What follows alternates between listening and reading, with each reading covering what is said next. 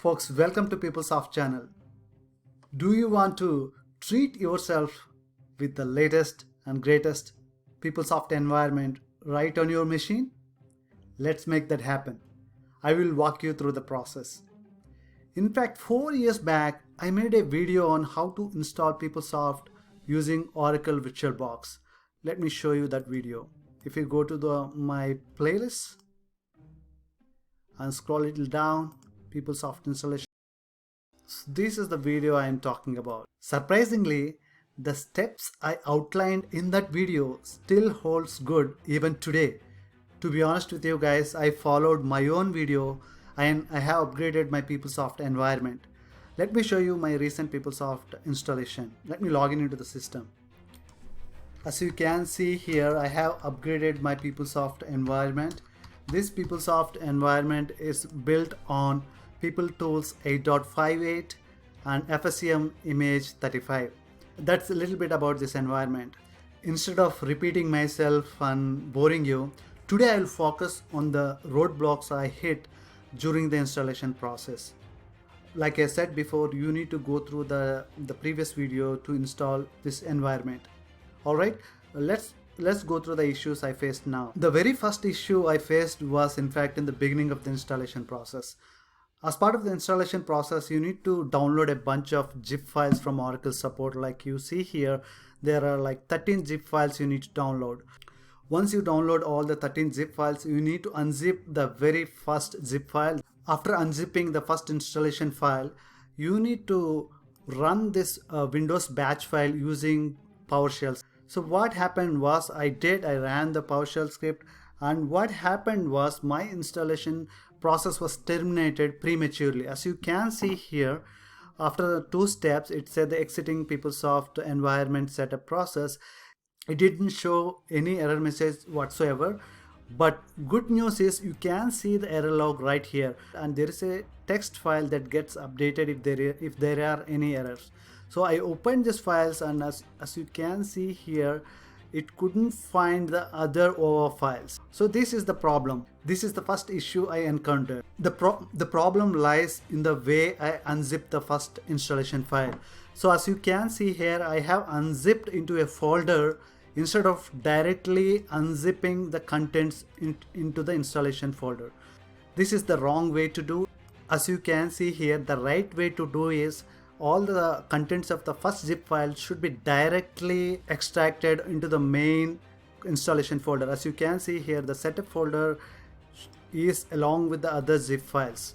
Once you do that, I think you should be good to go. Then you run the Windows PowerShell script and it ran successfully. The second issue I faced was after the installation process is complete, I was not able to log into the PeopleSoft system. As you can see on the screen, it gave me the error. Your URL must contain a domain. I sure remember that during the installation process, I gave the host name as fs92dmo.siva.com. For some reason, it is expecting siva.com as part of the URL. There are 2 ways you can tackle this issue. Solution number 1 is you need to navigate to Windows System 32 drivers etc and open your host file and make sure the IP address of your VirtualBox is mapped to any host name with siva.com in it. This is solution number 1. Solution number 2 is open your VirtualBox command prompt and navigate to PS Home. Now invoke PS admin. Now we need to access the app server. Press number 3 and you need to click on administer a domain, PeopleSoft, and here you need to click on configure this domain. Click 4, and as you can see here, there is a authentication token domain. Here in my case, I already blanked it out. If not, you need to press number 6 and make sure you delete it and don't forget to save. Once it is saved, you can restart your web server and you are good to go. The last issue I faced was about 8.58 App Designer installation. Normally, once your VM is up and running, all you need to do is click on the Windows Run button and you need to access the IP address of your VirtualBox. In my case, it is 192.168.56.101. Once you do this and click enter, you should have access to the installation files of 8.58. For some reason, I was not able to access the path. It says the path not found. In order to fix that issue, what you need to do is click on the run button and type the command regedit. Once you have done that, you need to navigate to the path shown on the screen. Once you did that, make sure you set the property of allow insecure guest authentication to 1. After making this change, if you go back and try to access the same path, now you can access the installation files for App Designer PeopleTools 8.58. If you want to know how to install App Designer, I made a separate video for it. I will drop the link in the description. You may watch it.